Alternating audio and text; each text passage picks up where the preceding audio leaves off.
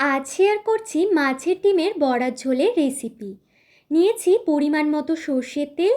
তেল গরম হলে আলুগুলো হালকা লালচে করে ভেজে রাখবো। এবার মাছের ডিমের মধ্যে দেব প্রথমে বেসন, পেঁয়াজ কুচি, লঙ্কা কুচি, স্বাদ মতো নুন আর হলুদ দিয়ে ভালো করে মেখে নিয়েছি। বেসনেতে খুব বেশি না দেওয়াই ভালো, তাতে বড়াগুলো স্টিপ হতে পারে।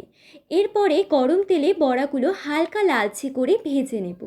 এবার আবার একটু সর্ষের তেল অ্যাড করে প্রথমে শুকনো লঙ্কা আর গোটা গরম মশলা ফোড়ন দেব। তারপর পরিমাণ মতো পেঁয়াজ কুচি দেব আর টমেটো কুচি। পেঁয়াজগুলো লালচে হয়ে এলে দিয়ে দেব সব রকমের মশলা। এবার বাটি ধোয়া জলটা দিয়ে একটুখানি কষিয়ে দিয়ে দেব আগে থেকে ভেজে রাখা আলুগুলো। এরপর আলুর সাথে মশলাগুলো ভালো করে মিশিয়ে নিয়ে গোটা কয়েকটা কাঁচা লঙ্কা দিয়ে দিচ্ছি। এবার অল্প অল্প জল দিয়ে ভালো করে কষিয়ে নিতে হবে। আলুটা যাতে সেদ্ধ হয়ে যায় সেই জন্য দিয়ে দেব 1 বাটি মতো জল। মিনিট 15 মতো সেদ্ধ হওয়ার সময় দিয়ে অ্যাড করব মাছের ডিমের বড়াগুলো।